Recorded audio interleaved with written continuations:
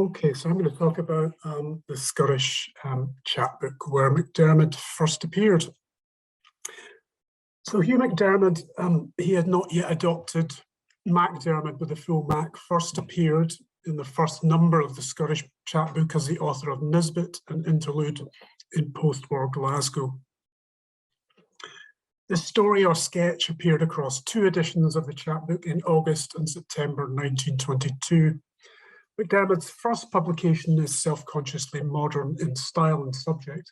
Nisbet speaks to the variousness of personality pointed to in C.M. Greaves' editorial causerie in the first edition, which quotes Leo Shestov to the effect that people should not remain constant in their convictions. Now, Alan will go into much greater depth on Nisbet later in this session, but the sketch delights formally and thematically in fracture and alienation, the material and psychological conditions of post-war city life that were exploited in many modernist representations. Odd though it might seem in retrospect that MacDiarmid's first publication was in English prose rather than Scots poetry, but Nisbet sets out his stall in the chapbook as a new voice in modernism as well as in Scottish literature. So I want in this paper to look more closely at the Scottish Chapbook, Greaves' aims for the journal, and the extent to which those were fulfilled. I will consider it not only against his own objectives for the journal and for the Scottish Renaissance, but alongside definitions of the modernist little magazine more generally. The Scottish Chapbook was published monthly, starting in August 1922. Alan Ball gives the date of the first edition as the 26th of August 1922. There were 15 editions in total, 12 in volume 1 and 3 in volume 2. The journal's final edition, volume 2, number 3, came in November-December 1923. And this number, like the previous edition in September-October 1923, was a double edition. The chapbook had two covers. The better known Red Lion was the cover for every edition up to and including number 11 of volume 1.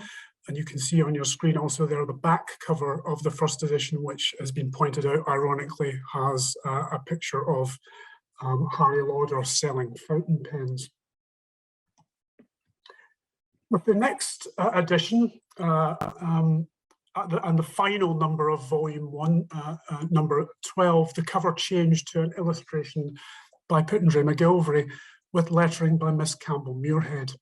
The new bluey-green cover editions would also include occasional illustrations, entirely lacking from the starker red cover editions, and the manifesto declaration, not tradition's precedents, which appeared on the red cover, disappeared from the new cover.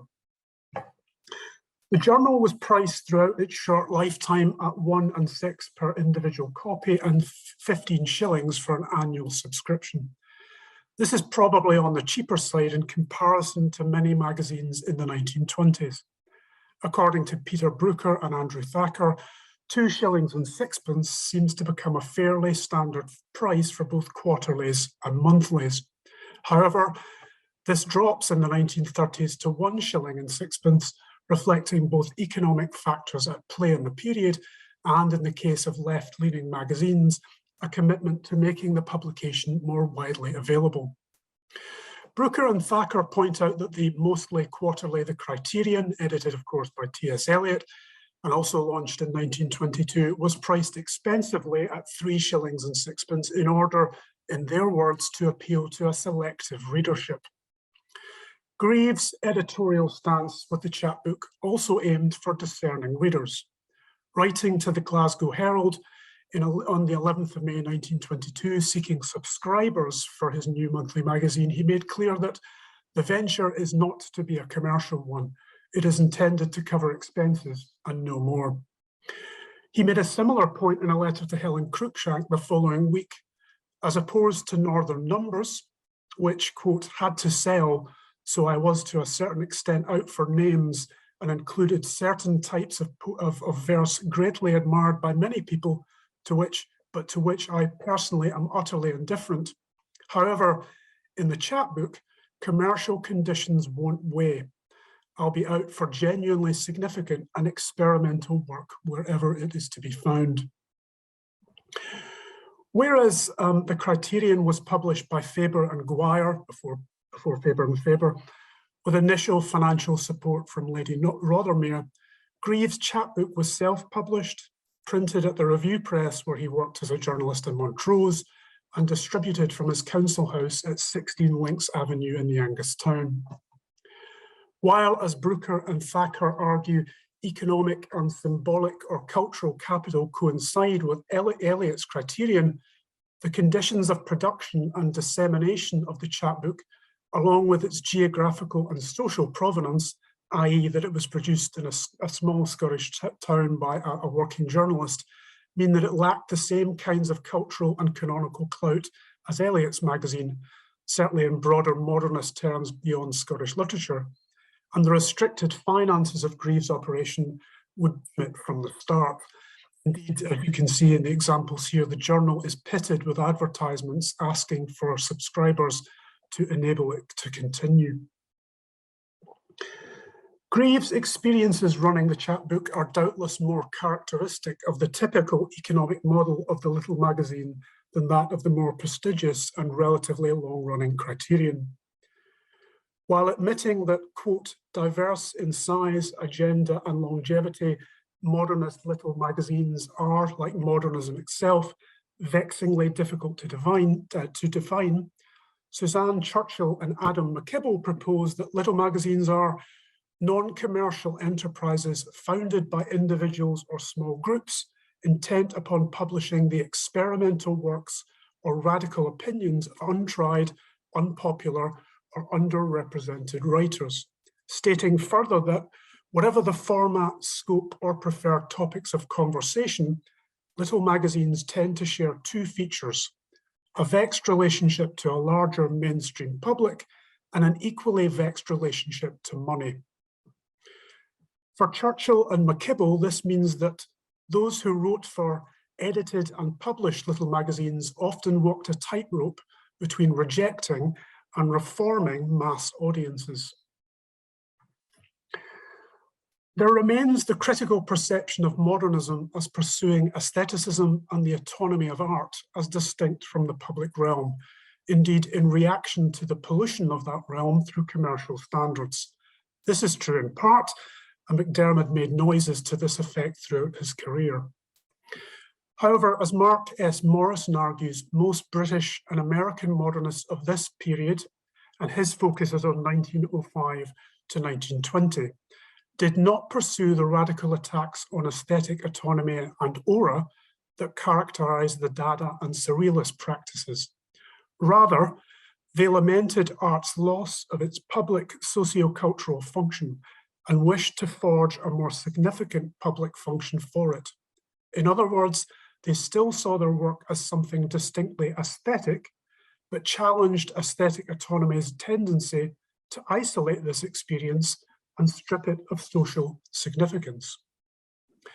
And Morrison there mentions Dada and Surrealism as examples of a radically disruptive aesthetic, and Greaves, somewhat oddly perhaps, mentions Dada in the first chapbook editorial, where he laments what he perceives as the lack of new periodicals and publishing houses in Scotland. And this is a quote from him. None of those significant little periodicals, crude, absurd, enthusiastic, vital, have yet appeared in Achtermachty or Ardnamurchan. It is discouraging to reflect that this is not the way the Dadaists go about the business. However, Morrison's overall point broadly characterises Greaves' project with the chapbook, which seeks to raise the aesthetic standards of Scottish literature, not for its own sake, I would argue, but rather to reorient and revive what Greaves sees as a demeaned literary culture. In these terms, this is not an elite merely talking to itself, but a proposed reformation of a national literature through the practices of a vanguard, a kind of trickle-down culture, if you like. Greaves' aims for the chapbook are outlined in the chapbook programme, which appeared in the journal's opening pages, as well as in his editorial causeries. The French title of Greaves' editorial may indicate the intended European direction of Renaissance away from the assumed parochiality of current Scottish literature, often complained about in the editorials, while the title of the chapbook itself points to the DIY quality of the magazine, although the more populist traditions of the chapbook form sit somewhat awkwardly against the magazine's elitist aims. Taken together, the chapbook programme and causerie indicate the manifesto of the magazine. For Ezra Pound, writing in a letter of 1950 to Robert Creeley, little magazines should come with a declaration of policy. Pound made a similar point in his important 1930 essay, Small Magazines. This is a quote from Pound. It is, curiously enough, not so important that an editorial policy should be right, as that it should succeed in expressing and giving clear definition to a policy or set of ideas. As Brooker and Thacker point out, there are, quote, close ties between the defiance of the manifesto form and the vehicle for that defiance, the magazine, and these were both crucial to the development of modernism. However, one question around Grieve's chapbook programme is the extent to which the other contributors were or were not in agreement with it, and where that leaves the notion of a Scottish Renaissance or even a Scottish modernism, as these are essentially what the programme proposes or wishes to encourage. Jessie Annie Anderson, for instance, was a fairly regular poetic contributor to the chapbook, and her work is the focus of modern Scottish bibliographies in Volume 1, Number 6. And this was a regular feature spotlighting the work of lesser-known figures considered to be contributing to a Scottish Renaissance. Grieve praises what he regards as the authenticity of her work and character, writing, Miss Anderson has learned no parlour tricks, coteries cannot capture her, nor stunts corrupt. She has never exploited herself, nor does her work lend itself to exploitation by others. Yet, as Charlotte Lauder has pointed out, Anderson was critical of the Renaissance and the chapbook programme specifically, writing to McGilvray that anything like a genuine and independent love for the arts and literature is the backbone of the chapbook movement, I cannot see. There is a strongly collectionist suggestion about the whole output. The use of the phrase collectionist alludes to Anderson's speculation that the chapbook was Labour funded, but it is inappropriate in other ways. Grieve proposes a renaissance of Scottish literature in the pages of the chapbook, in the editorial theory of Scott's letters from Volume 1, Number 7, for example. But at manifesto level, this is decidedly a one-man show, not a community of interests. There was an editorial causerie in every edition of the chapbook up to and including Volume 1, Number 11 in June 1923, and then they stopped. Cairns-Craig speculates that the editorial stopped when at this time, the weekly Scottish Nation began to absorb Grieve's propagandistic energy. In other words, Grieve, who was working on multiple different projects at this point, including the journal The Scottish Nation, had nothing left over to put into the chapbook editorials.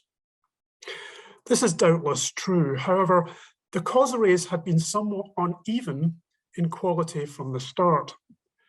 They include important material, such as a theory of Scott's letters, which ran across 3 numbers from February to April 1923, and which promoted the idea of a literature in Scots commensurate with European modernist developments.